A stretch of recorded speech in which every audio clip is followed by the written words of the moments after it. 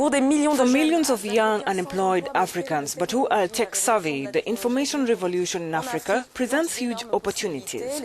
Information technology allows more and more young entrepreneurs to create for themselves a better future and a favorable environment for innovation on the continent. This morning we focus on a startup company for these talents. Andela is a startup that recruits the most talented technologists in Africa and provides them the training necessary to become world-class developers through a 4-year technical leadership program. Mark Zuckerberg recently visited this hub, and we're glad to be joined on phone by Seni Suleiman, co-founder of the Andela Hub. How did this idea come about? Did you expect it would turn out into the business that it is today, Mr. Suleiman? Right, so Andela essentially was founded on a pretty simple principle that all our co-founders believed, which is that brilliance is evenly distributed globally, but opportunity is not.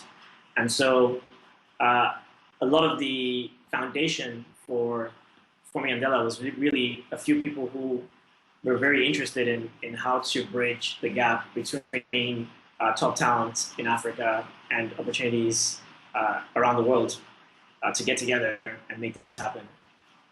I think starting in Nigeria was very natural, considering that one of the co-founders of Andela is Nigerian, and having a U.S. location as well was very natural because two of the co-founders are American.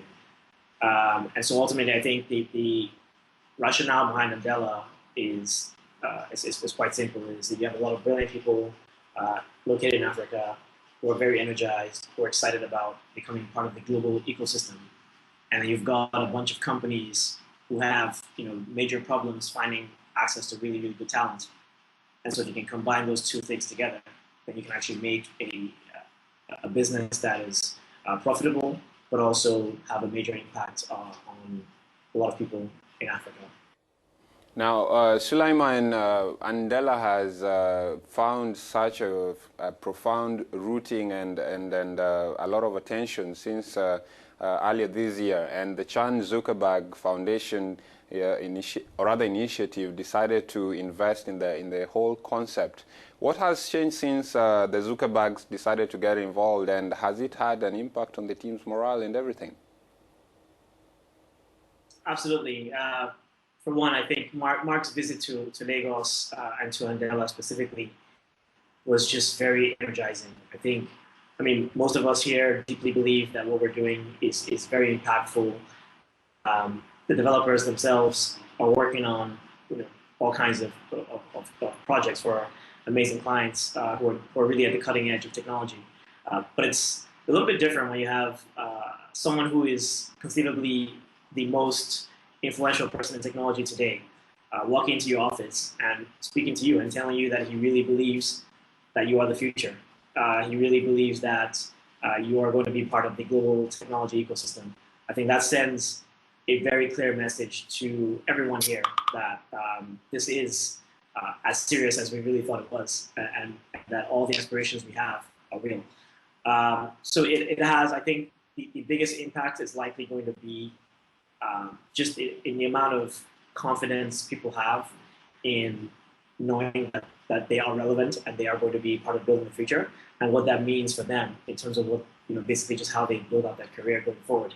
I think a very similar impact on Nigeria and even Africa as a whole. Seni, what do you make of the impact of technology and digital innovation on the continent in terms of development? Is it the way forward? I think so. If I think back just to history, we've seen sort of two major revolutions in the past, and we're seeing a third now. So you have the agrarian revolution, you have the industrial revolution. I think both of these really contributed to advancing the human race and creating massive social and economic benefits and progress for us. Today, many would agree that we are in a technological revolution. I think Africa has done a good job being able to play its part in some ways, and I think we have a lot of opportunities ahead because there are many areas where we're not exactly taking advantage of what technology has to offer. Now, at the same time, I always say that I believe technology is really a means to an end. it's not the end itself.